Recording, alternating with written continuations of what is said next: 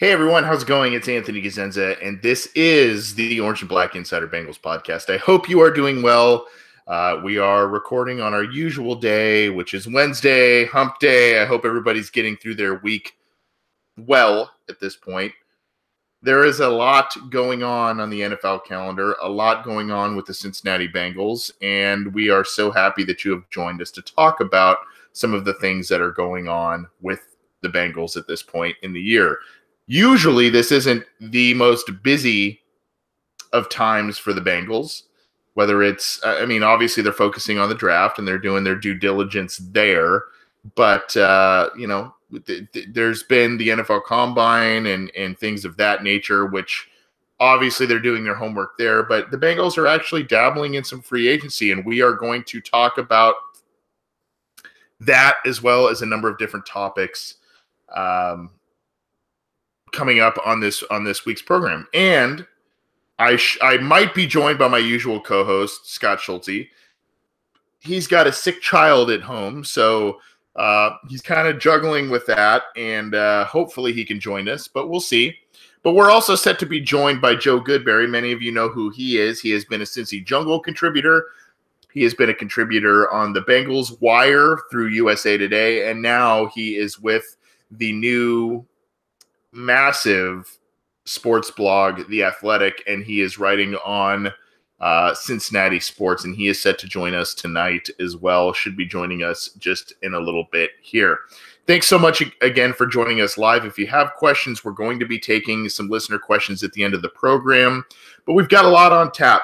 We've got a lot on tap tonight, and I can't wait to talk to Joe to talk about, his impressions about the NFL Combine, some guys who impressed, some other players that we might not be too familiar with that he has on his radar, especially for the Bengals. And so we'll be talking to Joe here in just a little bit.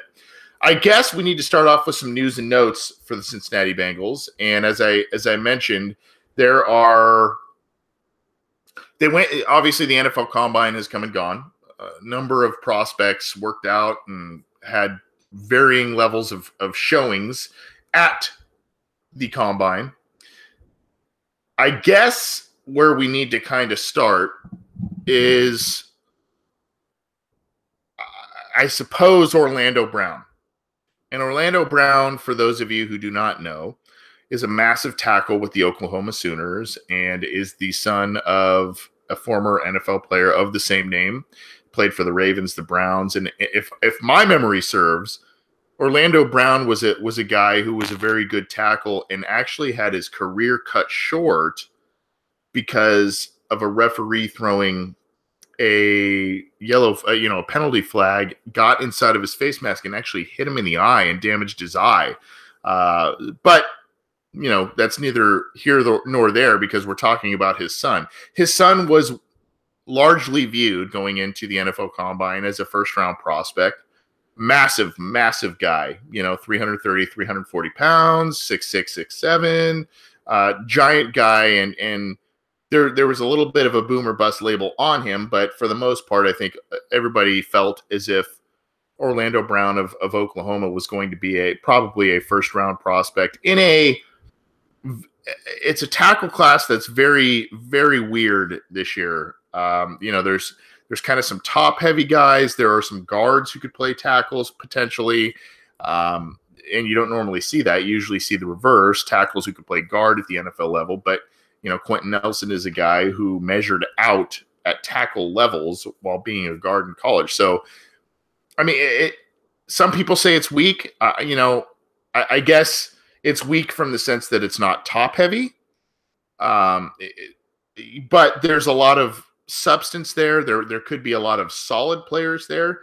Orlando Brown is a guy that is very different. And for those of you, and I just kind of full disclosure here, I didn't watch a ton of the Combine. I just didn't. I watched some of it. Definitely kept the pulse on who was there and the news that was coming out of Indianapolis. And if you joined the show last week or happened to download it since, we had Rebecca Toback of SB Nation join us for about 15, 20 minutes on last week's episode, who was in Indianapolis and gave us kind of some initial sights and sounds there. And our program is on cincyjungle.com, but if you go there as well, there's a lot of interviews and things of that nature that Rebecca has put up on that site. So I urge you to go there to at least check out some of that, especially from some of the high-profile prospects and possible prospects that could land in the Bengals' lap come April. But Orlando Brown is a guy, he's kind of been there at mock drafts for the Bengals at number 12 overall.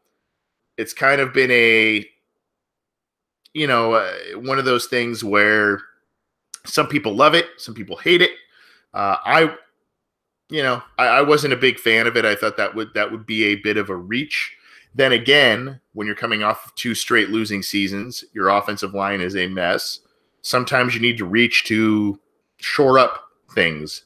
And if you remember back in 2002, when the Bengals were on the clock, they got totally scorched by Mel Kiper Jr. for grabbing Levi Jones, where they grabbed him because Kiper felt that they could have moved back, grabbed him, and all of that thing. Well, now you look back at it, and Levi Jones was a pretty good pick for the Bengals where they selected him. He was a solid left tackle, fringe, alternative Pro Bowl player on the left tackle spot. So that wasn't that bad of a pick. But now you look at Orlando Brown, holy moly, what a weekend he had in the negative way in Indianapolis.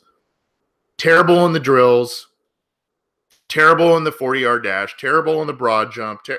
And there were reports from Matt Miller, a prominent draft analyst, who, there were coaches that were going through the drills with him that had really gotten on him during the NFL Combine, which is kind of a rare thing in terms of, these are not guys that are their players. They are, college players that are looking to cement a career for themselves. And, that unfortunately for Orlando Brown, he had really, quite honestly, a historically bad NFL Combine performance. And now you look at him, and now there's questions. Obviously, first, I would think the first round draft status should be out of the question for him. But, now that the Bengals, they still seem to be committed to Jake Fisher, to Cedric Ogbuehi at the tackle spots, for better or for worse. That doesn't mean they aren't going to add a tackle of some kind, whether it's, a backup guy that can kind of come in emergency situations through free agency, or, a guy in the middle-ish rounds of the draft who could be a developmental type of guy.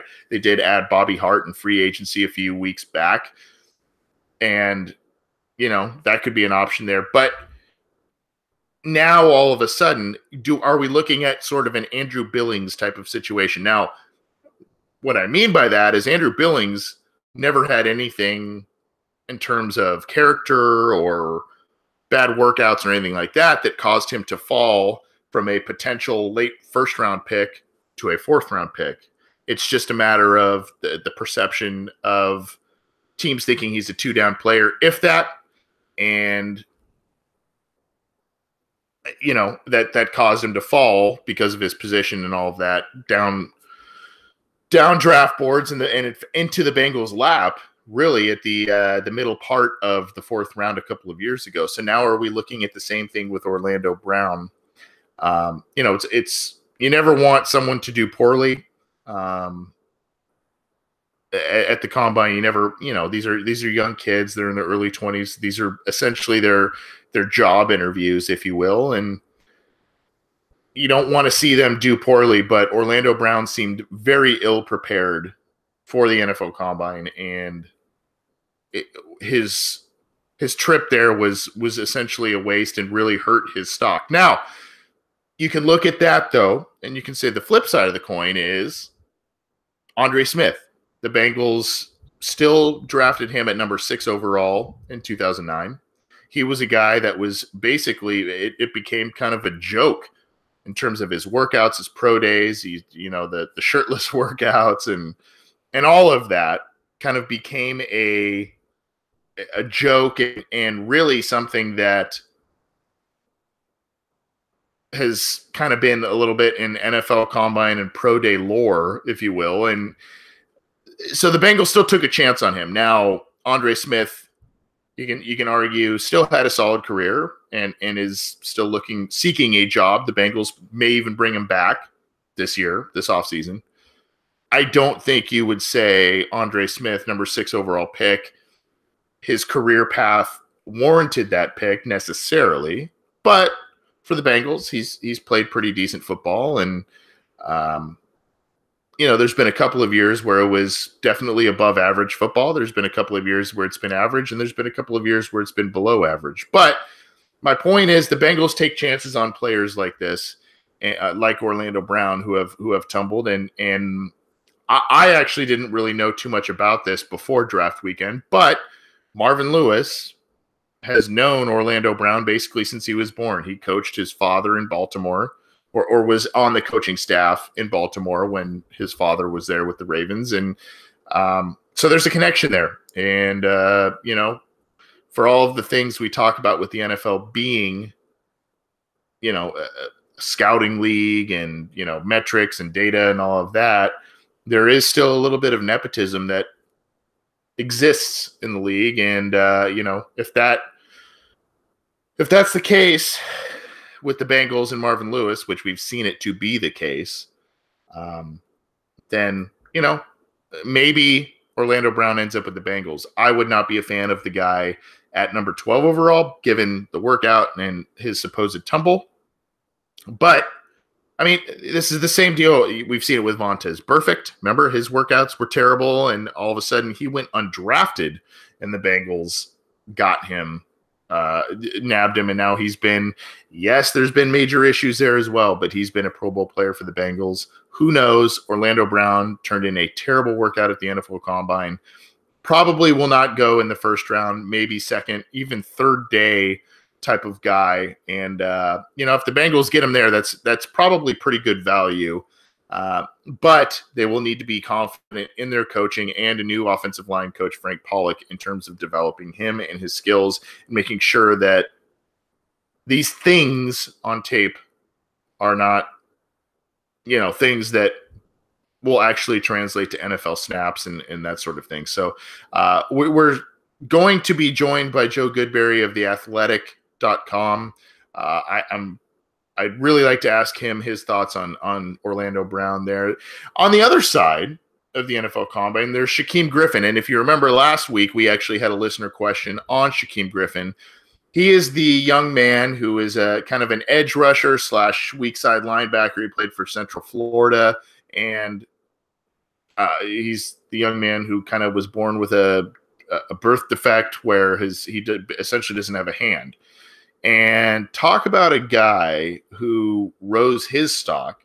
He used a prosthetic hand to go through the bench press. Now that is something easily given, and nobody would blink an eye. That is something easily for someone in his type of situation where they would say, yeah, I'm not going to bench press. But he had a prosthetic hand, and he cranked out 20 reps on the bench press, which is absolutely incredible based on, number one, that's just great for the position and his size. But number two, it's a great thing. It's a great feat given the quote unquote disability that he has. So good for him. He also ran incredibly fast, one of the fastest times ever for the linebacker group. So, a guy that was maybe viewed as a late day 3, maybe even undrafted free agent, probably boosted his stock to early day 3, maybe late day 2, depends. But a guy that probably will never be in every down. And again, we talked about this last week. I don't want to sit here and harp on the disabilities and all of that sort of thing, but probably not a guy who will be an every down linebacker and every down defensive player for an NFL team, just based on the disability, but potentially a great special teams player, potentially a guy that could play 1 or 2 downs on defense for you and do certain things very well. I think I mentioned last week, in the last 2 seasons at Central Florida, he had something like 40 plus tackles for loss and 20 sacks, something, I don't have it in front of me exactly, but something to that effect, which is very, very eye-opening, especially given the fact that he doesn't essentially have a hand. So, a guy that could come in on a defense. He's a little small, he's probably 225, 230. So it's a little small by NFL linebacker standards, but, could be a decent niche player. Put on a little weight for him, could, potentially give you a few more snaps than you think. But really a feel-good story out of the combine is Shaquem Griffin, and one we were asked about last week. This is the Orange and Black Insider Bengals podcast. I'm Anthony Cosenza. We are so glad to have you with us. We are we should be joined pretty shortly here by Joe Goodberry of The Athletic. And he's a new addition to their Cincinnati sports writing crew, and obviously he's kind of a draft guru, NFL draft guru, and I'm anxious to hear his thoughts on this. The other area of news and notes that I think we should cover is the Chris Baker signing. Chris Baker is a defensive tackle who had some productive years with the Washington Redskins. He's bounced around a couple of times through the NFL and a couple of different teams, that sort of thing. The Bengals on Wednesday, it was kind of a sudden thing, but the Bengals on Wednesday, they kind of brought him in for a physical and all that, and they tried to get a deal done. They signed him to a 1-year, I believe it's about a $3 million deal, and he should play the other defensive tackle spot opposite of Geno Atkins. Now, last year they had Andrew Billings. The Bengals had Andrew Billings, and they had Pat Sims kind of take over that spot. Pat Sims started some games, then Andrew Billings kind of got some time, and they're shuffling that. Now, Andrew Billings, I think we all agree, has some high upside. And, as I mentioned just a few minutes ago, he was viewed as a guy who was a fringe first-round talent just a couple of years ago. Bengals got him in the 4th round, and then he his rookie season was a wash because of a knee injury, didn't get to play. Then last year he kind of started playing. There were flashes of some good signs. There were also flashes of not great play. Pat Sims is a impending free agent, and he's entering his 11th season in the NFL. So it's not like Chris Baker is a spring chicken himself, but he's a guy that, is a little younger, has a pretty solid track record in terms of getting after the quarterback and things of that nature in the NFL, and could be a good guy next to a veteran guy next to Geno Atkins. And then you rotate in Billings and Baker, and then you have Ryan Glasgow there as well. So you kind of have a little bit of flexibility. I think also what this provides is flexibility in the draft. There are a lot of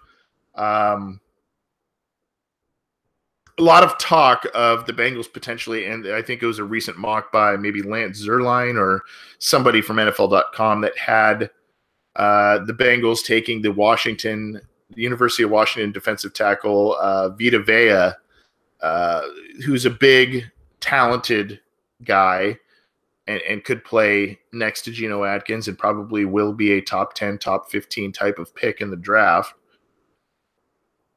I don't want to say this completely wipes that option off the board, but when you drafted Andrew Billings a couple of years ago, you drafted Ryan Glasgow last year, you bring in Chris Baker as a free agent this year, I don't see defensive tackle being where the Bengals go early in this draft. And I mean, if you look at Marvin Lewis's track record as the Bengals head coach, he really likes that 3rd and 4th round in the draft to draft his defensive tackles. You look at Geno Atkins, 4th rounder, Pat Sims, 3rd rounder, Domata Peko, 4th rounder, Andrew Billings, 4th rounder, Matthias Askew, 4th rounder. I mean, it's those middle rounds where he can get a guy that is potentially an impact or a very good player. Maybe they are only a two-down player, but what the Bengals do is they rotate in their tackles, and that's kind of their thing in their base defense. They rotate guys in, they kick in. You saw Michael Johnson last year kick inside from defensive end and be effective inside on passing down. So the Bengals kind of get creative a little bit up front. Now, Chris Baker is a guy who has Bengals connections, and not necessarily with, not a former player, but Jacob Burney was his defensive line coach at Washington at one point. Jim Haslett was his defensive coordinator, who's now the linebackers coach in Cincinnati, was his defensive coordinator in Washington a few years ago. And Chris Baker was a very good and fringe Pro Bowl player for the Redskins for a couple of years at the defensive tackle spot, just a solid guy. Now, unfortunately, he's getting towards the end of his career, and he is he was an undrafted free agent in 2009, so essentially he's really only one season younger than Pat Sims, but he is younger. He's about 2 years younger and will turn 31 about midway through the season. So, kind of a rental deal. And, of course, when it comes to Bengals free agency, we know the deal. Chris Baker was cut. So Chris Baker will not count against the Bengals compensatory formula when they signed him. So that is something that obviously appeals to them. That's probably, we're going to see more of this as the Bengals sign quote unquote outside free agents. And that's just kind of part and parcel of their formula in free agency. And Chris Baker should be an effective player for the Bengals this year. Probably a guy that, like I said, will get a decent amount of snaps. But here's the thing, okay? The Bengals last year were uncharacteristically bad against the run. If there's one thing that Mike Zimmer preached, Paul Guenther preached, it's, you know what, we're gonna stop the run. There were times, especially in the playoffs, where that wasn't the case, and they were not able to do that. But for the most part, the Bengals were very highly ranked over the past, really since Zimmer joined the Bengals back in 08-09. The Bengals have been very, very good against the run. Last year, they were number 30 in terms of allowing yards per game. So, obviously, getting some help up front. The Bengals will probably look for some help in the draft, maybe free agency at linebacker. Kevin Minter is a free agent, didn't really work out last year for them. So middle linebacker is definitely a need. You'd like to think you can rely on Vontaze Burfict, but unfortunately, because of suspensions and a couple of injury issues, he's been in and out of the lineup. You don't know, but there are people I saw earlier in the I think it was Michael Myers when we before we kicked off the show here saying I'm kind of getting shades of Tank Johnson, and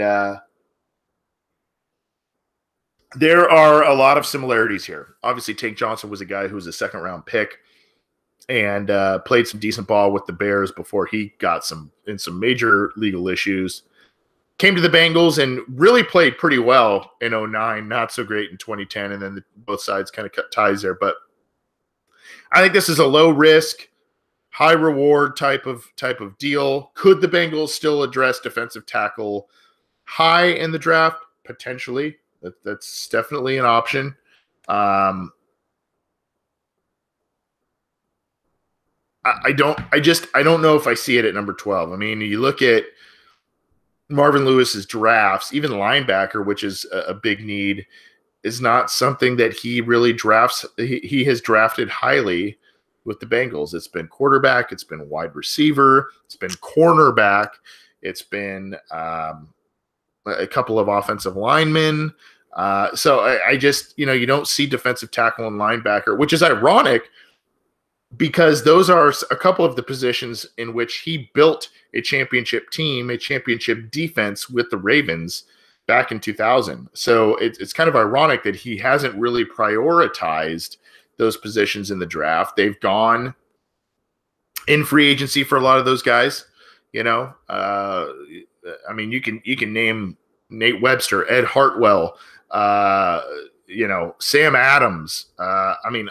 All of these guys, a lot of which are Baltimore Raven retreads, but they, he kind of has preferred to get some of these free agent guys to come fill in these areas. And sometimes it's worked, sometimes it hasn't.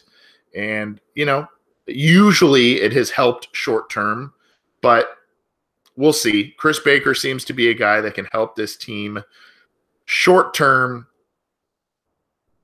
and, could be a force. If you look, by the way, go follow him on social media. Pretty entertaining follow. And he seems to be just totally revved up to be with the Bengals and already saying, Gino and I are going to team up and be, amazing, blah, blah, blah. So you got to like that. I think I looked at his stats earlier today and he had, 1 year was about 6.5 sacks. And so he's not just kind of, even though he's about 320 pounds, he's not just a guy who just sits there and eats up space. He does make plays. He does make impact plays. It's just, it remains to be seen if he can do that at 30, 31 years old at this point. And if he can do it for a year, fine. That's okay. And if they can lean on him a little bit as Andrew Billings continues to develop, that's fine too. I don't have a problem with that. What I don't want, and I think a lot of people are in the same boat, is I don't want when the Bengals are struggling, when the Bengals are far under the salary cap, when the Bengals could use more help on their roster and they did not do more in free agency.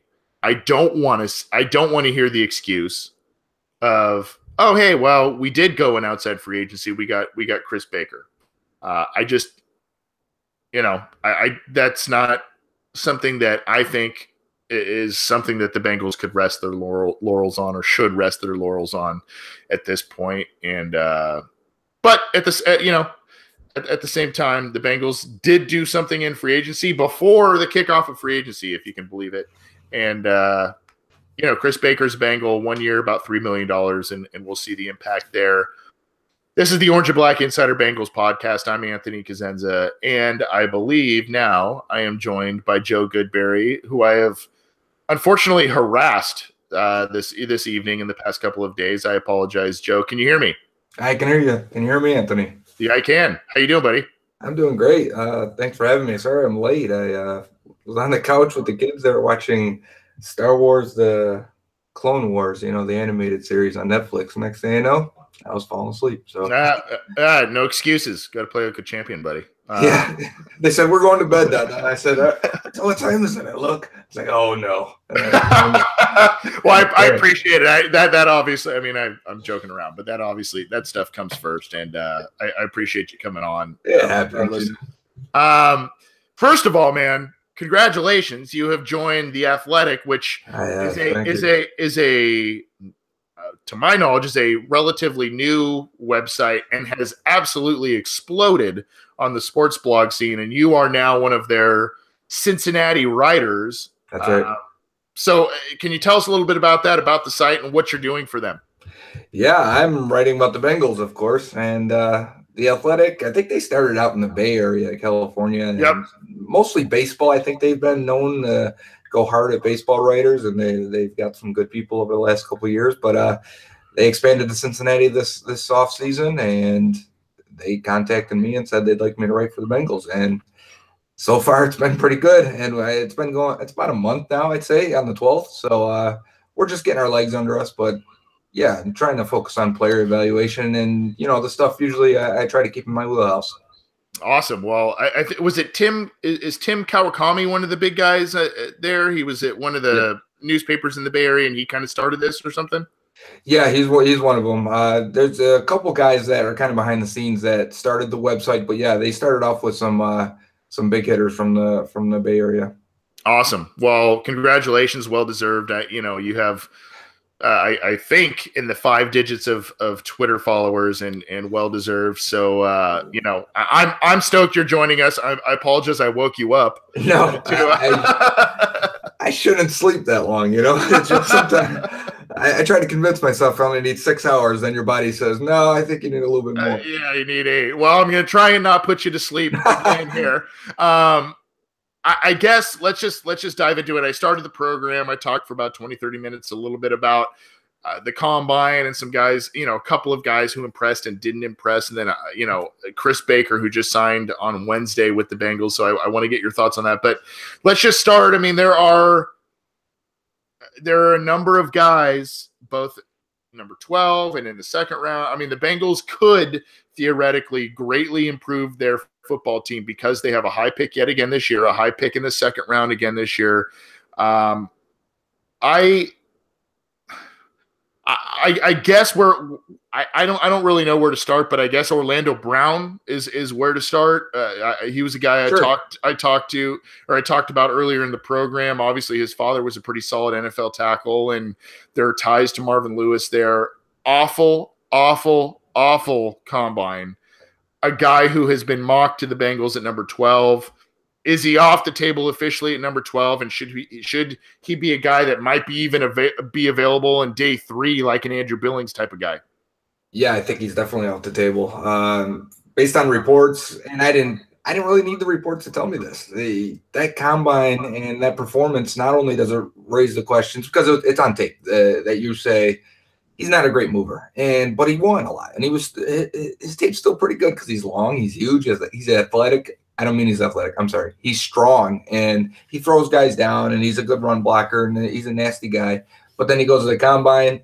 All the things you expected him to look bad in, he did. And not just that, he looked historically bad, like to the point where you question, is he working out? Is he doing any of these drills? Does he care to do these drills? Actually, I was watching NFL Network, and Sean O'Hara, who played in the NFL for a long time, said, yeah, he's a lot like his dad. I played one season with his dad. His dad didn't like to practice, didn't like to do the drills. He just wanted to play and hit people. And I'm like, oh, well, that makes sense why he's stinking up the combine right now. But, they know what these drills are. These aren't a surprise anymore. These guys are putting in work for these months to prepare for this and prepare for workouts with teams, prepare for their pro days. This is part of the process. If he's not involved in it, you have to question how much does he care and how much does he want to, play football and do the little things it takes to be great. We knew he had athleticism limitations, but at this point, you have to wonder about more than just that. And I think that's what teams are going to do. So as of right now, he was so bad that it takes further investigation to figure out what happened. And until then, until you have a concrete idea for teams, I think he's a day 3 pick, and he's a risky one still at that. Yeah, DD Merritt in the live Cincy Jungle chat says Orlando Brown is likely to fall to day 3 after watching 3 of his games. The combine explains a lot of what you see. A massive, slow human with limited strength who gets in people's way.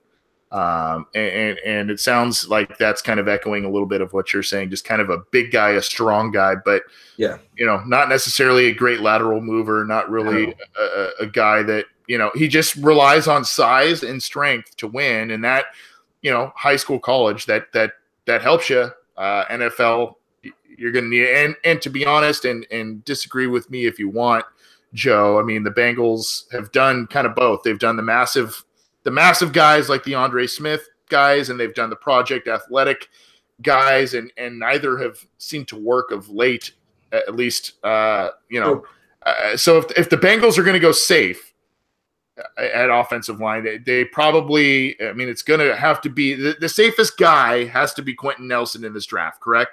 Oh, he's not only the safest, he's the best probably prospect in this draft. He's the Andrew Luck of offensive linemen, where he checks every single box from the tape, the production, the elite traits you want, the mentality, the physicality, nastiness, the length, the size, the strength. He checks every single box. If there was a chance for them to somehow move up and spend a couple of picks to get to that 8, 9, 10 spot to get him, no question in my mind is that the biggest impact they could make on this team this offseason by getting Quentin Nelson. Now, he's a guard, so there is a chance he's there at 12. I think it's very slim, but there is a chance. But if we're talking safe, it may be his teammate Mike McGlinchey at left tackle, because they're well coached in Notre Dame. That O-line coach is now the Bears O-line coach. These guys are pro ready. They've turned out a lot of good prospects the last 5 to 8 years at Notre Dame on the offensive line. I think McGlinchey is probably the guy that you would think is the highest floor, lowest ceiling kind of guy. But for the Bengals, that might be attractive because as of right now, you're starting Cedric Ogbuehi at left tackle again, and you don't want to do that, obviously. Yeah. Talking with Joe Goodberry, now with theathletic.com and one of the Cincinnati sports writers with that website. Obviously, many of you who tune into this program know his work and know his takes on the draft and NFL prospects. He is at Joe Goodberry. He's done work previously with the Bengals Wire and USA Today, and different types of items through Cincy Jungle throughout the years. And I'm stoked he's joining us. Joe, talk about Shaq Griffin, a guy obviously who has some physical limitations. He is a guy. I used to coach high school sports. Now, obviously not to the same level of college or pro, but that is a guy I would absolutely love to coach, a guy just by interviews and knowing who he is and all of that. Now he actually showed some of the physical side. Right. Did with a prosthetic hand, did like 20 reps on the bench, sub 4.40, I think. Yeah. One of the fastest times by a linebacker. How does he project in the NFL? I kind of say maybe a 1 to 2 down defender and a special teams player, even with those limitations. I hate to say that. I hate to point to that, but that's kind of the reality to me. Yeah. Am I wrong about that? Or did these numbers kind of prove, hey, I'm a 3-down guy and can play special teams? Or I don't know. What do you think? His greatest limitation is his size, and it's not the hand, because on tape, honestly, people that don't have something or are faced with a physical or even sometimes a mental limitation, they find ways to operate day-to-day things and do things that you wouldn't even think about. When you see him take on a block and shed it, normally you would use that other hand and pull someone up, maybe rip with the other hand. He just goes through it without using that step, without using that hand to grab or pull. Somehow he's able to work through it and just keep going. And it's amazing to watch. And his tape is actually pretty good. He's an athlete, tracks people down. He works well in space. He's a pretty good wrap-up tackler. I think the combine, what it did for him is he put on a little weight. And I think he played at less than 220 at college. And I think even at Senior Bowl, he was under 220. And teams were playing him at defensive back, too, in the Senior Bowl. Because if he's 215 and he's running a 4.3, you can do that at safety, and that sounds pretty good. You're not going to need the shed blockers as much. You're not going to need that hand as much. You may to catch the ball or defend it, but he really didn't have any issues with that either. I thought he caught the ball better than some got linebackers with 2 hands. So the limitation for him is, where do you play him? Because he's kind of a tweener between a safety and linebacker. And if he's 235, that's fine, but he's not there yet. If he's 215, great. Let's drop him a little bit and play him at safety. But I think you're definitely getting obviously an awesome guy, a guy that you can't tell no to, and a guy that's going to find a way to work. And like you said, you coach, he's a guy that if you installed something, you're going to have a couple guys that are, I don't know if that's going to work, or I don't know if I can do that. I don't feel like he's ever had that thought in his mind. It's, oh, can I do that? It's like, okay, I'm going to go get it done. That's what you need me to do. I'll do it. And I'll prove that I can do it. And I want that guy in my locker room. So I still think he goes day 3. I don't think he's a top 100 pick, unless you had some picks to maybe take on a special teams guy that maybe you play into another role, or you had a role designed for him where you're going to have kind of a joker position with a linebacker that can maybe play also nickel corner / safety, a Derwin James type at Florida State, I would say. I think maybe that's where he's going to fit in the NFL outside of special teams, but it's more likely a day 3 pick, because I think he had one official visit at the combine. And when I heard that report that it was just the Seahawks, who his brother plays for, that threw up some alarms to me that maybe some teams still aren't taking him seriously. And if that's the case, he obviously will get drafted later than we would all like to see him get drafted. Yeah, I mean, I've got about 12 years or so on that young man, but I mean, there are times where I'm like, I'm too tired to go to the gym. The guy uses a fake hand to put Yeah. up the bench 20 times. That's unbelievable. I saw a video today where I want to say it was like 10 years old, and he was working out. He wasn't 10. It was the video 10 years old, and he's in a garage trying to work out at home, and he's built all these contraptions and devices to give him equal leverage and equal, weight on each arm. And it's like, man, this guy went through hoops to work out and stay strong on that side of his body. And you're right, I can't. Yeah, I don't even want to go to the gym. Yeah, he just wants it, and it's one of those guys that may never be a Pro Bowl player, may never be. He might not last in the league 5 to 10 years, but just a guy that you just kind of you pull for, and as a fan of a team, you kind of want him on your team. But it was good to see him do well at the combine. Now, Joe, there's been a number of names linked to the Bengals, both because of positions of need and otherwise. Who are some of the guys, whether it's positions that you think the Bengals need or just in general, who really helped their stock this past weekend and might have been under the radar to Bengals fans, and now might be kind of rising to the surface a little bit? It's hard to say who was under the radar if we're talking 12, but I do think Tremaine Edmonds, the linebacker from Virginia, 6'5", 250, and athletic, but he's 19 years old, and it shows on tape because there's a lot of things still that I know, right? We're talking about a 19-year-old at this size. What's he going to end up at 24, 25, 26? Seriously. Yeah, he played in a 3-4 defense, outside and inside linebacker. You can see there's still some unnatural things when he's playing linebacker where it just isn't clicking. He doesn't always have that killer instinct, but the athleticism shows up, his length and his ability to shed blockers and keep guys off of him. And he's one of the best tacklers I've ever watched, especially speaking of form tacklers. For a 6'5" guy, he drops down to 5'9", 5'8", gets under blockers, gets under runners, and you don't move him at that leverage and at that point. It's really impressive. That's one thing I took away from him. Even though he's a big guy that's athletic, I came away thinking he is such a good tackler at a young age and at that size. He's firmly in the question for me. I wish we would have seen Roquan Smith finish his workout because I would love to have compared them together. I think they're different players, but at the same time, I still think Roquan Smith's a better linebacker. But I could see Edmonds being a Anthony Barr type, a guy who went to the Vikings and had a very good career as their Sam linebacker. I think Edmonds could fit in that. I think the Bengals could still use some big, strong, athletic guys in that second level. So at 12, if he's there, I think they'll consider it. Derwin James at the combine, I'm not sure they need a safety. I do like Williams and Iloka. A lot of fans have said they just don't make enough plays. They don't create enough plays. I also blame the scheme and the way they would play so deep and move their linebackers up into the A gap. There was such a gap in between that second and third level.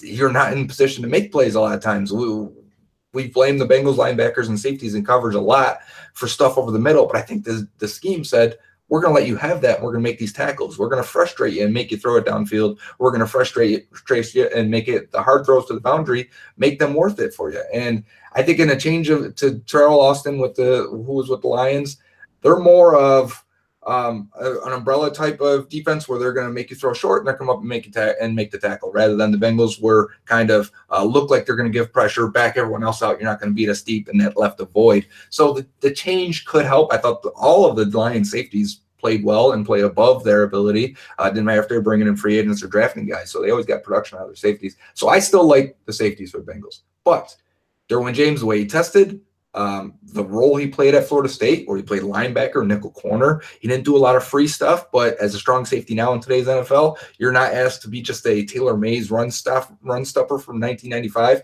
You're a guy who's going to play the slot. You're going to cover tight ends. You're going to be in the box. Maybe even be a linebacker role in nickel. So he's cut out for that, and he's cut out for the future of the NFL as a strong safety.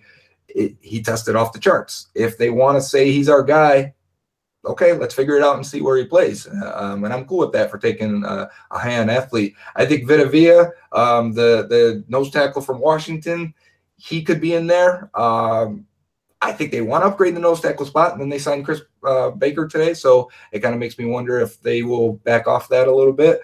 At the same time, I think Connor Williams, while he's a name everyone knows from Texas, offensive tackle, he needed to show he had the athleticism and length to play tackle. I think when I was watching him, especially this past year, 2 years ago, the tape's really good. And I thought, here's a guy who's going to be a slam dunk top 10 pick whenever he gets there. He had some knee issues. He comes back. He didn't look the same. He looked 15 pounds heavier. He looked like he struggled with speed and agility off the edge. He looked much better on down blocks, run blocks. He's got some nastiness to him, but I kept coming to concerns with length and athleticism as a left tackle. He dropped weight, and he got to the combine. A lot of guys do that to run fast, but he looked much more athletic. He looked smoother, and I thought maybe he is a sub 300 guy. Maybe he is a 298, 295 guy, and that's okay if you play better at that range. He tested very well. His length was 33 inches on his arms, which is just borderline for tackles. You'd like 34 inches. The Bengals have drafted guys at 33 before, plenty of times. Jake Fisher comes to mind. And so that shouldn't scare them away. I think he put himself back in the mix for that pick when I was thinking just within the last few weeks before that he's definitely a guard. And maybe he's a Zach Martin type guard from Notre Dame, a really good guy. I honestly think he's a good football player. And if the Bengals are open and say he's our left tackle and he doesn't work, they can play him at guard. I think that's a slam dunk for them because the Bengals have that ability to, need four guys on the offensive line, really. If he doesn't fail, or if he fails at one spot, you can move him to another. So I think he put himself back in the conversation. But I'd say the most underrated guy is probably Tremaine Edmonds that fans are just now starting to talk about. Awesome. You talked a little bit about Vita Vea and Chris Baker. That was one of the questions I was going to go to, so I'm going to go here instead. Will Hernandez, I'm seeing some chatter in the live YouTube chat, and obviously our listeners want to hear your thoughts on him. To me, there are a lot of things about him, not only position of need, not only talent, but demeanor, nastiness. I mean, I've watched a little bit of tape on this guy, and obviously there's people like Mike Mayock who say this is the next Richie Incognito, just a nasty, nasty guy, and a guy that you want in the interior of your offensive line, probably a guy who will play and start in the league for 8 to 10 years. My question is, and I'm going to kind of two-prong this a little bit. Number one, will he be there in the top of the second round when the Bengals draft? And number two, can he play the right tackle spot? Now, before you answer, the reason I say that the second round pick, I don't know if, and I don't blame you if you didn't, but if you didn't read, I did a recent 4-round Bengals mock draft. Okay. And I want to get your thoughts. So I guess this is kind of a 3-pronged question. I had round 1, pick 12, Roquan Smith. And then in the second round, I had Will Hernandez. Third round, I had Jamarco Jones, the offensive tackle of Ohio State. Third, the compensatory pick had Luke Falk, the quarterback from Washington State, and then I had Tim Settle, the defensive tackle from Virginia Tech. Now, that was before the Chris Baker signing, so that may change now. But those are, first of all, I'd like your ideas. I'd like your thoughts on those picks, and number two, just your overarching opinion of Will Hernandez, because a lot of people in the YouTube chat are talking about him. Yeah, first with your mock, I did one on FaneSpeak earlier today while I was on break, and it was very similar. I ended up with Roquan Smith at 12, and came back in the second round, and I want to say I took James Daniels, center from Iowa, but I also took Luke Falk in the 4th round, and a defensive tackle, B.J. Hill, instead in the 5th round. So I like where the path took you on that, and I'm in agreement. But with Will Hernandez, he wasn't there for me at that spot, but I don't think he's a tackle with his 32-inch arms at the combine. That would put him at the 1% of offensive tackles in the history of the combine. So I think that's stacked against him, but not a problem. Bengals need a right guard anyways. If it wasn't for Quentin Nelson and how good he is, I think we'd talk about Will Hernandez. I think we talk about Isaiah Wynn from Georgia, to be honest. I think he's the second best offensive lineman in this draft. That 6'2" and some change is going to knock him. The teams just don't draft offensive linemen, especially tackles and guards at that size typically. So he's probably going to go in that 25 to 45 range too. I think that's where it is for Will Hernandez also. I love Will Hernandez on tape. He's everything you said. He's nasty. He's strong. He's a great run blocker. The Bengals, you can use all of that. They not only were they bad last year and then really 2 years on the offensive line, they lacked any type of passion or aggression or ability to move guys. If you're going to be, a bad unit, a dumb unit, and they kind of were at times, at least be strong, at least be physical, at least move people in the run game. And they have not done that in a long time. I think Will Hernandez makes a lot of sense. A lot of people have brought up, and I agree with this, if the Bengals were able to trade back somehow, 10 picks even, 21, 22, Buffalo has both those spots if they wanted to move up for a quarterback, and so you were to finagle both those picks, you could do a mean facelift to this offensive line just right there. But, that just seems where the value is for these guys. If the Bengals don't take one at 12, Nelson, let's say he goes top 10, the Bengals don't take an offensive lineman at 12, I'm not sure where the next guy goes. It may be 16, 17, 18, 20. I feel like you'll have a run between 20 and 40 of 4 or 5 guys, from a couple of centers, Billy Price and James Daniels, 2 guards and Isaiah Wynn and Will Hernandez. You might get McGlinchey and Connor Williams in there at that spot, and maybe a Colton Miller from UCLA with his combine shoots up into that top of the second round. I think a lot of linemen are going to go in between 12 and 46. It puts the Bengals in a tough spot because, listen, I think if like I said, if it wasn't for Nelson in the top 10, if we just took away the value of tackle versus guard, because they all matter and the Bengals need all of them right now, I think Hernandez is the third best offensive lineman. I think Wynn's the second. I think Hernandez is the third. I think James Daniels is probably the fourth best lineman. I would take all those guys over the tackles. The problem is we still value tackle. You still know you need tackle. It's hard to get tackle. When you look at free agency, there's actual guards and centers you could pay this year and start, and that looks like quality signings. The tackles, you look at them and you go, Nate Solder, I guess, and he hasn't been good lately. He's had issues off the field. I don't mean criminal or anything like that, just things he's had to deal with. Well, and who knows with the Patriots guys, right? I mean, in the Patriots system, they play well. When they go somewhere else, it's like, okay. Right. You never know.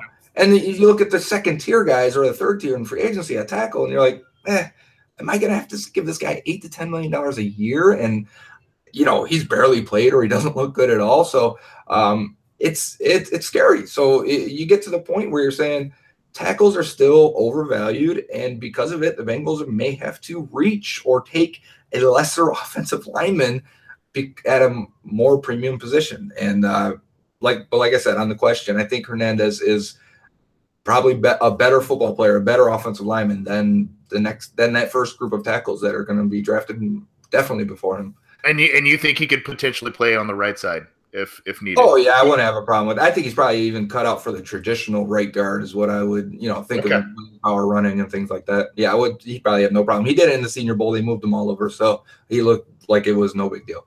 Okay. Talking with Joe Goodberry with theathletic.com, a Cincinnati sports writer with that website, just joined them. And Joe, I always tell you every time you come on, I'm like, hey, I need 10 minutes. I need 15 minutes. And all of a sudden I see the viewership spike. I see the questions spike, and I can't let you go. But I know it's late on your end, so I just got a couple more questions for you, but I appreciate the time. You and I have kind of had a little tongue-in-cheek Twitter battle about quarterbacks in this year's draft. Yeah. And we saw really the only one that we saw a lot out of in terms of participating in drills this weekend were Lamar Jackson and Josh Allen. Okay. Sure. And there were throws I saw Josh Allen. It's like, dude, that's a throw that's like 4 human beings on this planet can make, right? Yeah. But it's at the same time, like there's other things with Josh Allen where you're like, oh my gosh. So I'm all in on Sam Darnold. Okay. But I do admit that I think he is a major, especially because of his age. He didn't go back to school this year. Major boomer bust guy, but the boom is like boom, like a Brett Favre-ish type of boom. I just, the Bengals probably will not be taking a quarterback. You and I talked about our mock drafts that we recently put out. I think maybe a mid-round guy like a Luke Falk who's safe, good character, safe, productive in college, and, could maybe step in if the Bengals need a relief of Andy Dalton for injury. But just for the sake of argument, the big 5, right? Baker Mayfield, Lamar Jackson, Sam Darnold, Josh Allen, Josh Rosen. I think if I'm have read your Twitter correctly, you are a Baker Mayfield guy. But has anything changed from the combine because of that, or am I wrong in reading that, or your thoughts on all of those guys, the big five?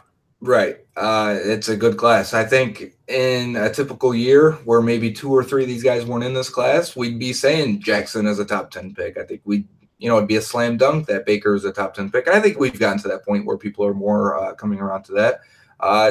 Josh Allen should he be a top 10 pick? I think that's a question sometimes because there's a lot of things you don't like on his tape. There's a lot of footwork disconnect issues where he just doesn't look the same on every throw. I think a lot of his wow throws will really sell you because he has one maybe every 15 plays or so, a couple of game where you're just like, man, that's Dante Culpepper / Donovan McNabb type because he's got the legs and he runs. Yep, he does.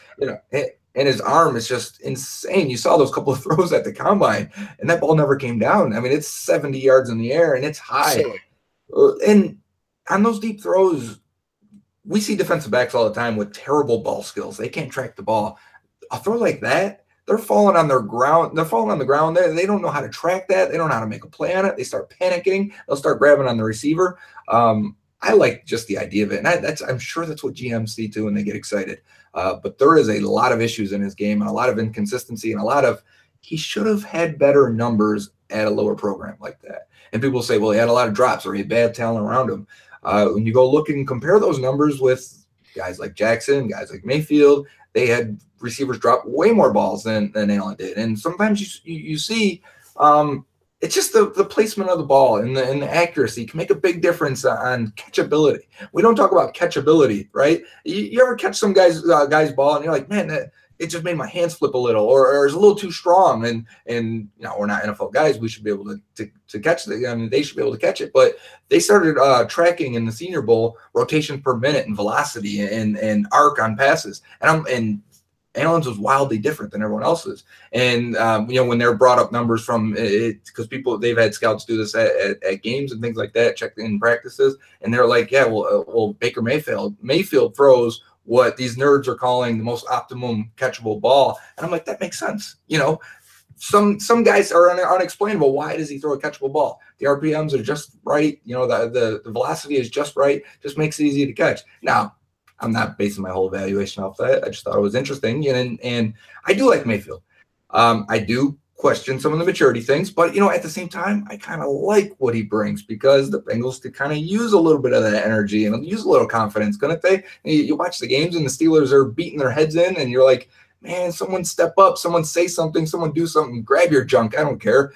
Get some energy back on this team, and Mayfield would do that. So, and then Lamar Jackson is one of the funnest players to ever watch in college football. What he did is silly consistently. I mean, his wild plays are 1 in every 5. And because there's so many of them with his legs and silly stuff, Michael Vick stuff. You remember Michael Vick? That was fun, man. Early 2000s. And I think college players are just because the NFL game adjusted and the college game kept evolving. The college game is the most advanced and fun for concepts and the way they try things and new football stuff is in the college game. But the NFL has caught on to it, and they're preparing these quarterbacks, and they're fitting into the NFL game much more the way Mike Vick had to go for under center with the Falcons, and he had to, be in a West Coast rollout kind of game and throw a deep type of offense. Now we're all in the spread, and you got quarterbacks in the shotgun. RPOs are a big thing. We saw it in the playoffs and in the Super Bowl. Foles, yeah. Yes, with Nick Foles, a guy you don't even know that can run that well, but it doesn't matter. It's evening the numbers with the offense. It's putting your team in an advantageous situation every time. It's making 11 out of 11 instead of 10 versus 11, which it can very often be for NFL versus for offense versus defense. So for Jackson, he should fit in. There's some issues in his game. There's times where you see him throw a ball and you just go, why didn't you hit that? I've seen you hit that 10 times. Or why, your drop back or your footwork looks a little off or unbalanced. That happens. A lot of times that happens with athletes at quarterback because they know they can rely on their athleticism. But Jackson will sit in the pocket a lot and move within the pocket. There's some highlights of him versus Cincinnati versus North Carolina where he evades a rush, steps up, his eyes are up the whole time. We know as Bengals fans that is hard to find to get a guy to do that. And then he makes a deep throw on the money. That's like, man, just give me that all day. And you've already upgraded at the quarterback position. So, and I still like Darnold and Rosen. I do, because I like the upside. If I'm going to praise Jackson and Allen for upside, Darnold has the exact same thing. Like, there's a lot of in Darnold where you see him try just a little bit too much, get strip sacked and fumbled. There's a lot of plays though where I think he's mentally past those guys, where the pre-snap, post-snap for him isn't an issue, especially in the red zone. I just think he's a little too risky sometimes, and I think he gets a little Ryan Fitzpatrick-y, where he's wants to make a play happen. Jameis Winston, I think, is a great comp for him, because Winston doesn't know when to say no and take the sack. And I see a lot of that in Darnold, where he's like, no, I can make this throw, and I can make this big throw, or I can get out of this and just by another half second, this guy's going to come open, or I'll throw back across my body. But he's young, and I think he's probably going to get the opportunity to sit wherever he goes. Hopefully for a lot of these guys that get those opportunities. And maybe we'll see his upside in 2 years. With Rosen, he's probably the most ready to play right now. I think he's mentally there. I think he's probably the most pro-style offense. I do wonder about his injury history. He's had concussions. He's had shoulder issues. He tries to push the ball too much on plays that don't require it. And I think that has gotten him in trouble before with interceptions, especially. I saw his splits today for home and away, and his away stats, I think it's like 29 touchdowns, 20 interceptions. For college, you never get close to interceptions to touchdown ratio. And so it makes you wonder if, being at away games affects him with the crowd noise and being able to call plays at the line and things like that. So that made me want to dive into his tape a little bit more and see if there was anything like that. I love seeing stats home and away sometimes, or grass versus turf, especially for like pass rushers too, because sometimes you'll see pass rushers will be way more productive at home when they got the crowd noise because they can jump the snap. You go look at their away games, and they don't show up on tape or on the stat sheet. So I thought it was interesting for Rosen. And one other point on Mayfield too, his production is so off the charts. The good chance that he's going to go to a worse designed offense in the NFL. If he goes to the Bengals, we know that it's going to be a worse offense than the Laser. I think what they're running in Oklahoma is as good as you get for to get production out of quarterback, especially at the college level. You may not get that same. He can sit in the pocket for 8-10 seconds at times. He's got running backs that are coming through there like crazy. The receivers have been good draft picks and NFL players.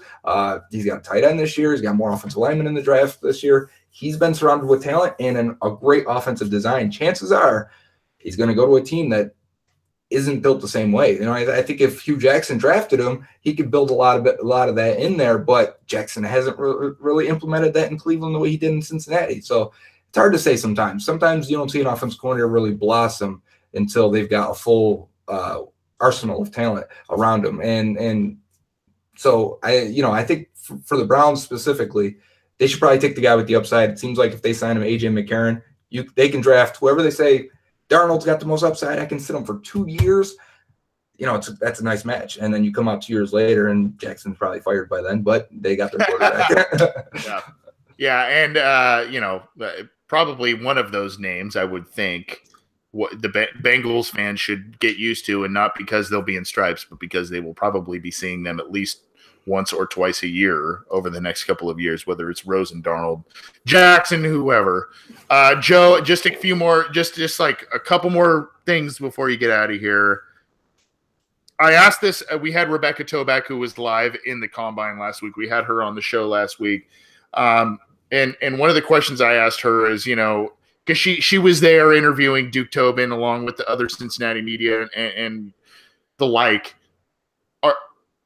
Is there any hope for you that even though Marvin Lewis is back and there's some coaching turnover in the assistant ranks, but is there any hope on your end that the Bengals will, I hate to use a stupid pun, but change their stripes in terms of free agency approach, in terms of maybe being a little more aggressive in the draft and moving up for a player to get, or do you think we're going to see more of the same? I was hopeful when he resigned, because I guess I put this image in my mind and ran through it that Marvin went in there and said, all right, I'll come back, but we got to, get a practice bubble, and we've got to be aggressive in free agency. And if I don't want a John Ross, don't make me draft him. Give me a guy I can use, or whatever I dreamt up in my head.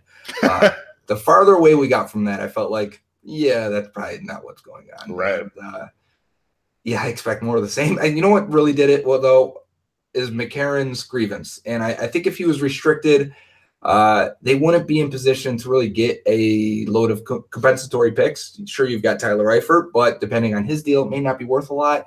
They may wait to see what he would have gotten. Now you've got two guys, and because quarterbacks get paid, if McCarron gets if he gets $15 million a year out there, that's a third-round compensatory pick.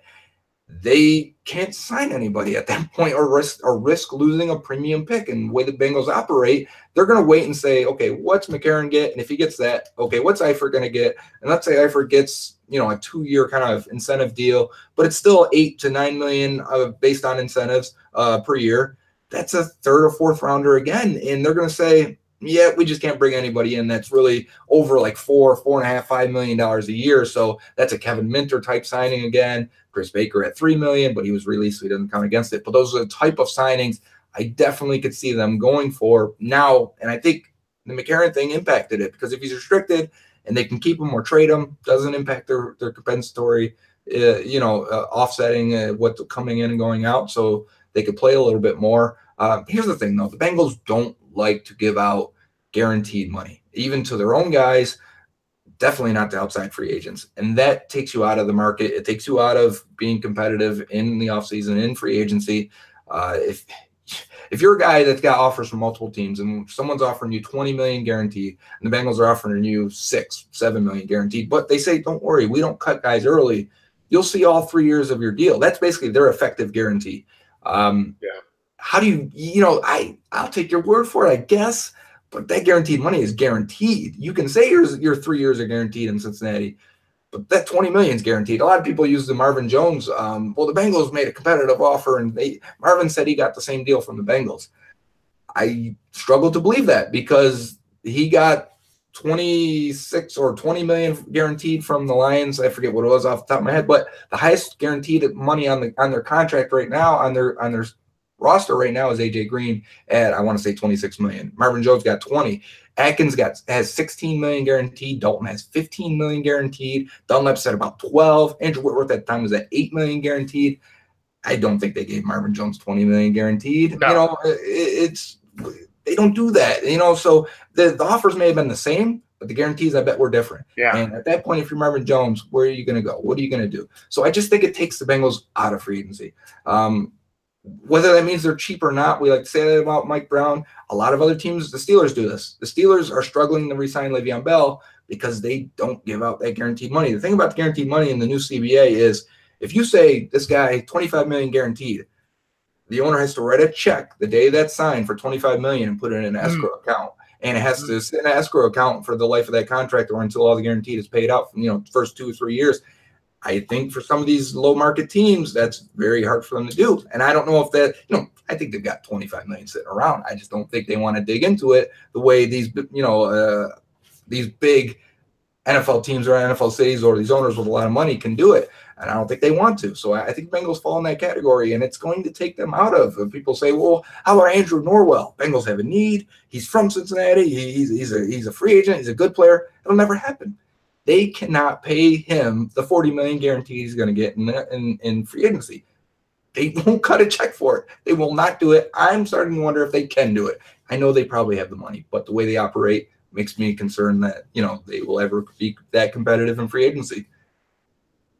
I totally agree, and I've said this not on the episodes you've been on necessarily, but because the Bengals rely more heavily on the draft, they now need, because they're not players in outside free agency and they rely so heavily on their picks, they need, and the fact that they have deficiencies in their scouting staff in terms of overall numbers comparative to other teams, they need to hit on players more frequently than probably other teams do. They just need to. This is Joe Goodberry, who is joining us on the program. This is the Orange and Black Insider Bengals podcast. Joe Goodberry is with theathletic.com and is one of their Cincinnati sports writers, and is kind enough to turn 15 minutes into about 30 to 45 minutes. Now, Joe, I'm going to get you out of here, and I'm going to do it in a way that I've never done so with a guest before, and it's going to kind of be a little bit of a lightning round. It's going to mostly be NFL/draft/Bengals questions. It's going to be like 4 or 5 questions. And then also, for those of you who follow Joe on social media, Twitter, Joe is a big video game guy, a big comic book guy, a big movie guy. So there's going to be maybe just a twinge of that here. All right. Just kind of quick answers. I'm going to kind of go quick. Quick answers from you, and then we'll get you out of here, okay? Okay. All right. Your best and number 1 overall prospect in the 2018 draft class is Quentin Nelson. He's complete from top down, measurements to tape. Thought so. The Bengals will take blank at number 12 overall this year. Mike McGlinchey, the tackle from Notre Dame. They need a starter, and he's a plug-and-play starter. Okay, I like it. As we sit here today, early March, not free agency totally kicking off and the draft taking place yet, what do you predict the Bengals' record to be in 2018? Oh, that's tough. Assuming they, get some players in the draft that can play and maybe 1 or 2 free agents that can help them. 8-8. Okay, that's safe. That's safe. It's very. I wasn't going that way until I was like, 8-8 is perfect. Yeah, safe. All right, lightning round has been shot to hell now, but that's okay. Your favorite under the radar or a late round guy in the NFL Combine, the NFL Draft, maybe even a fit for the Bengals. Your favorite guy? Perry Nickerson. He's a corner from Tulane. He's about 5'10", 185. You won't find him on CBS's top corners. If you go to the list, he's not even listed. But he ran a 4.32 at the Combine. He's got incredible ball skills. He reminds me of Asante Samuel, the way he baits quarterbacks and receivers and understands route combos and is able to jump routes. I mean, this is how undrafted guys end up being good players all the time. I don't know where he'll get drafted. To me, he looks like a 2nd or 3rd round guy. I'd love to have him. The Bengals could probably take a corner in day 3, or at least they should. He's just a guy I think is going to be a good player. He's got all this ball skills and speed and agility and awareness. Sign me up. Yep, just a small school guy. I saw that on Twitter, by the way, on your end. That was some impressive plays that I saw him make. Very athletic. There's a few full games on YouTube. They're fun, and the highlights are even better. Yep. Favorite comic book movie? Ooh, this stuff. Overall. I know there's a lot. Come on now. Spider-Man 3. And you may think I'm joking, but it's my. I think you are joking. There's no way. Really? I'm not joking. Here's why. The comic part of it and the story arc for Spider-Man and the black suit and Venom and all that is my favorite comic story. Right. So the adaptation movie is not great. Obviously, it's okay, but I like a lot of the little things and the things they did well and the things they took from the comics and cartoons that had that story that's been told a dozen times, and they didn't nail it. But because it's my favorite, story, I enjoy that movie, and we watch it more than most Spider-Man movies in my house. Okay. Well, you heard it here. You heard it here first. Joe Goodberry really likes him some emo Tobey Maguire. So yep. Yeah. that dyed dark hair and the dancing. Yeah. Oh man. That was legitimately the one answer I didn't think I would get from you, but that's okay. I get it. Joe, I know you got to go to bed, man. I appreciate it. Thanks for coming on here. Just real quick, how can our listeners, how can Cincinnati Jungle readers, how can they get your stuff on The Athletic? Do they need to sign up, or what happens with that? It is a subscription-based service, but I would tell you that they always do promos and 50% off, 40% off, 30% off, whatever. Wait for those, check those links, and they're circulating all the time. Wait for one, hit it then. It'll cost you a couple bucks a month, maybe $20 for the year if you find one of those. If not, $40 for the year. We want to make it worth it, though. And it's not just Bengals, it's the Reds, it's Xavier, whatever you're into in Cincinnati, sports-wise, and it gives you access to all the other cities. So it's not just based on a city subscription. It'll give you sports from all over where they cover it. We want to make it worth it. We're not just going to write, Monday morning, this is what the coach said, yada, yada, or this guy had 260 yards. This guy, had a good game. Yeah. It's going to show you why. It's not going to be they signed Chris Baker to a 1 year, $3 million deal. It's going to be they signed Chris Baker to this much. this is how he helps. This is what he did with the Bucks. This is what he did with the Redskins. Here's some film clips. Here's some breakdowns of what he can and can't do, the impact that has on the roster, the impact that has on the draft. And if I can convey that all in 1,000 words, then it'll be worth it for you. Awesome. We have Michael Myers in the chat room who had said, please, Joe Goodberry, start a Kickstarter account and buy this team, LOL. So I think we could all pool. I wonder about that. I said that I made this joke on Twitter the other day, and I wonder if you could even come close to, 500 million. It'd probably be at least to get kind of do the Packers public. Right. Yeah. Like to even be a 51% owner, if the Bengals would sell for $1 billion, you'd have to get 510 million in there or something. Yeah. I don't know. It'd be a crazy amount. Yeah. Well, thanks for coming on, man. And if there's anything that we can do to pump up the Athletic, or if there's a promotion you guys are doing, let me know. I'm happy to put it on the air and let our listeners and readers know. Appreciate the time. I know next time I ask you for 5 or 10 minutes, just plan on like a half hour. So I already do anyways now. I'm sorry. No, you're right. I'm sorry, man, but go get some sleep. Appreciate the time. And maybe if you want, quote unquote, 5 or 10 minutes after the draft on one of our shows, and you can talk about the picks. We would love to have you back on, man. Yeah. If not right before the draft, so we can try and, nail the last week down and give good insight. And then right after we can talk about who they drafted. I mean, you're welcome anytime, my friend. Thanks, Anthony. All right. Take it easy, man. Bye. That's Joe Goodberry, the draft guru and a gentleman who is now employed by theathletic.com for draft and Bengals analysis. Go check them out. Go subscribe to their stuff. Obviously, Joe puts a lot of stuff out on Twitter, but great stuff. Joe always brings it, and obviously a guy that we will be having back on the show in the future. This has gone on a little longer than I imagined, so we usually do listener questions. I'm going to maybe do like one. We've got a couple already that I kind of have in the queue. I'm going to try and get to a lot of them. Brandon Seaman, who is both in the YouTube chat and sent me an email a couple days ago talking about backup quarterback. I think, I don't want to spend a ton of time on this, but I think both Joe and I talked about Luke Falk, the Washington State quarterback, in our mock drafts that we recently put out. A guy who, not flashy, productive, takes care of the football, good leader, good guy, kind of is, a little bit of the mold of Andy Dalton this year. And that's why I think he could be a mid-round guy. Not a lot of money, not a lot of draft collateral that could be invested by the Bengals.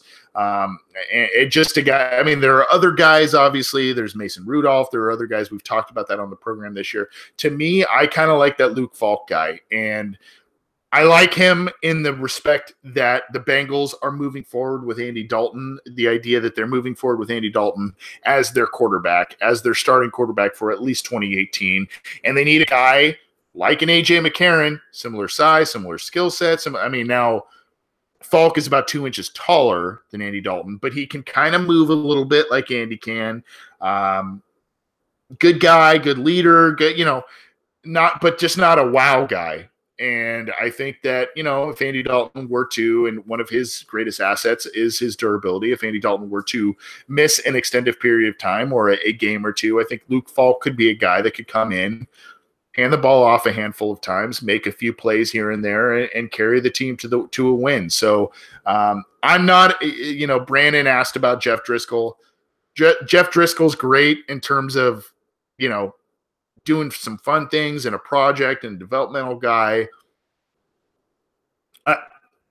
Do you really want, in 2018, do you really want a guy like Jeff Driscoll who struggled in college and had to transfer from Florida to another school after, struggling in the SEC? Do you really want that guy kind of carrying the baton in terms of a starting quarterback position for the Bengals if Dalton were to go down? I don't know. I get the idea. I don't know. I'm not an anti-Driscoll guy, but if this is a team that, and it appears to be that, where they get guys that can help you now, and they need guys that can help you now, I just think, AJ McCarron is about as good as gone. So why not get a guy that's very similar to Andy Dalton, a guy you are committed to in Luke Falk? And, that could be a guy who could help you out in terms of getting a win or two. So thank you, Brandon. Thank you for tuning in to the live broadcast. Appreciate that. Nate McGuire kind of talks about a couple of different things. His question is, is trading Dunlap or Atkins away a good strategy? No. I mean, number one, even though, Atkins has had a number of Pro Bowl appearances in a row, and especially this last year, Dunlap, kind of the same deal. They're getting up there in age. And this is the whole thing with the Bengals. We talked about windows opening and closing for the Bengals throughout this program. And, 2015, it kind of, was that window slammed shut with that loss to the Steelers in the playoffs? Maybe, maybe not. But I just don't see the point of trading those guys aside from cap space, maybe. But, is this team really going to spend an outside free agency? No. And the guy they brought in on Wednesday, Chris Baker, decent signing. Okay. Nothing to light anybody's hair on fire, but a depth signing, a guy who could maybe potentially start for them, rotate up front for them, and could be somewhat productive. But, this isn't he doesn't count against the compensatory formula. So there aren't, there's talk on Wednesday of Joe Mixon lobbying for Sammy Watkins to come to the Bengals. That's never going to happen. And I hate to say that, but where the Bengals' priorities are is making sure you're not in salary cap hell and making sure that you don't affect that compensatory pick formula. That's just how it is. And, that's where their heads are at. And in terms of trading Dunlap and Atkins, really the only point at this point would be to shed salary and shed cap space. And I don't see it. And really, I mean, Atkins, he's now entering his 9th season. Dunlap, same. How much value are you really going to get for those guys, even though they have decorated careers? They're up there in age now and all of that. But kind of going back to what I said, 2011, 2012, all of a sudden, you've got AJ Green, you got Andy Dalton, this new quarterback. You've got, these, in 2013, 2014, these new running backs. You have Atkins, you have Dunlap, all these guys entering their primes of their careers. And all of a sudden, AJ Green, 8th year, Dunlap and Atkins, 9th year. I mean, it's just like, whoa. Same with Andy Dalton, 8th year. Number one, when you're a guy that's in his mid-30s like myself, it makes you really reflect on how fast time flies. But number two, it just kind of is like, wow, this team really kind of they've got talent. They kind of missed the boat. They really did.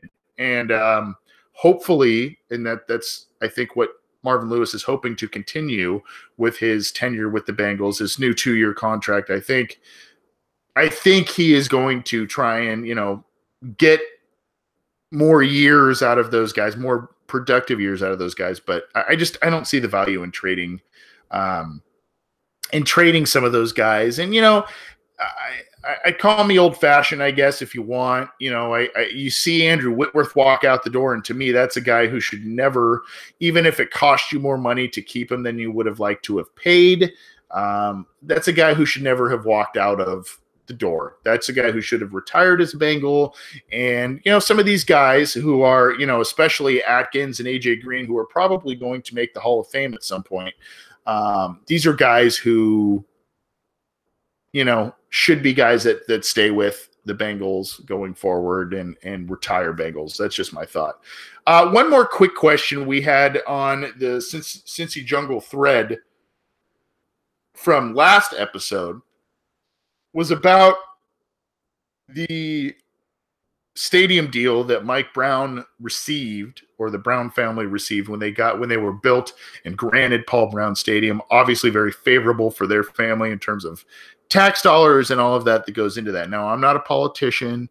I'm not a venture capitalist. I'm not anything, I'm not very smart.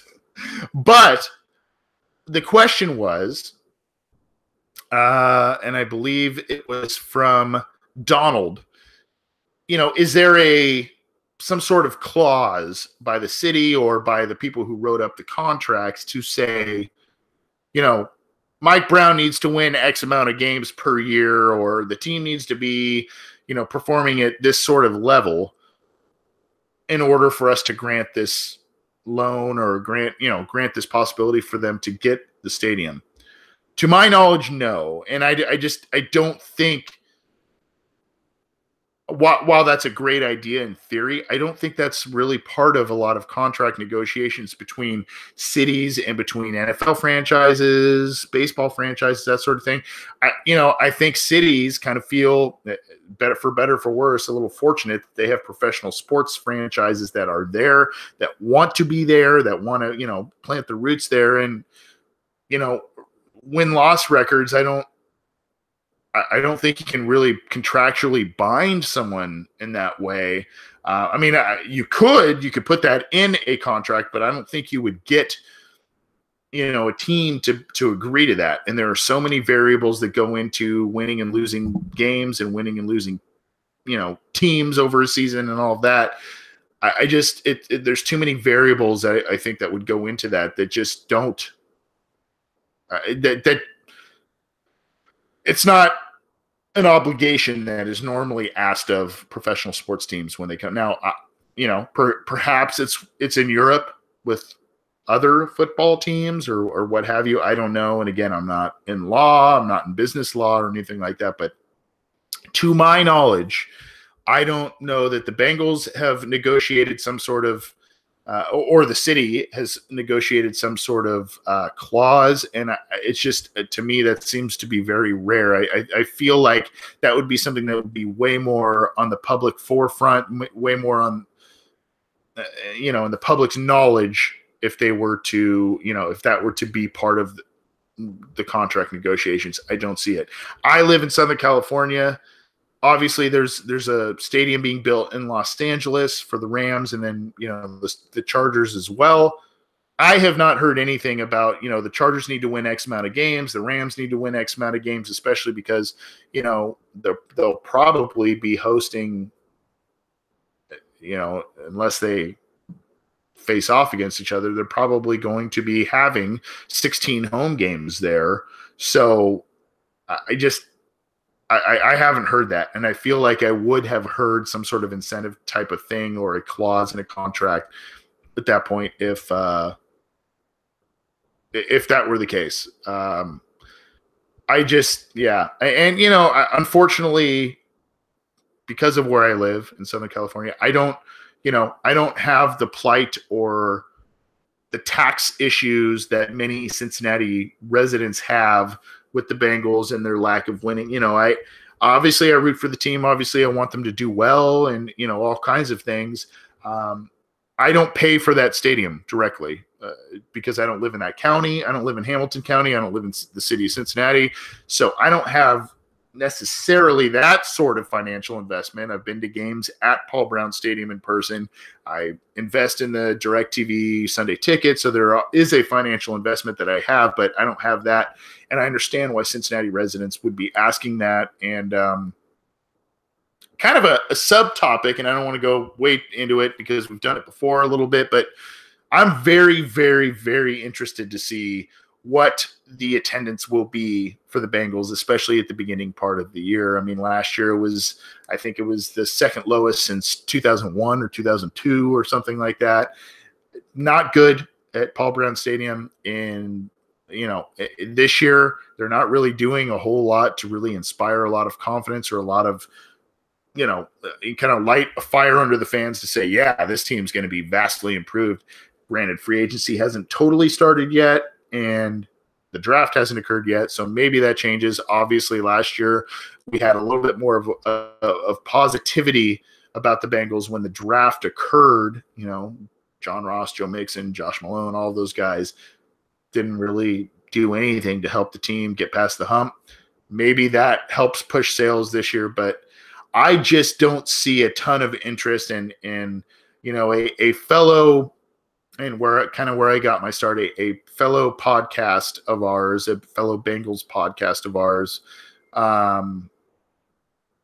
with a number of different Bengals fans. They kind of said that they don't think that there's going to be a lot of people that will be selling out the stadium. Now, the blackout thing is something that has kind of gone by the wayside a little bit over the past couple of years, but obviously the Bengals are worried about ticket sales, and this team needs to prove that they are, going to be improved and going to play better football than they have over the past couple of years. And I think a lot of fans, unfortunately, including myself, are quite jaded from what happened in the 2015 wildcard game.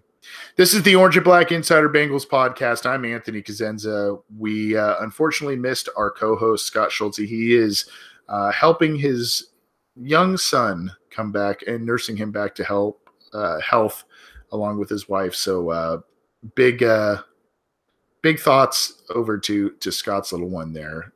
I hope they are all doing okay over there.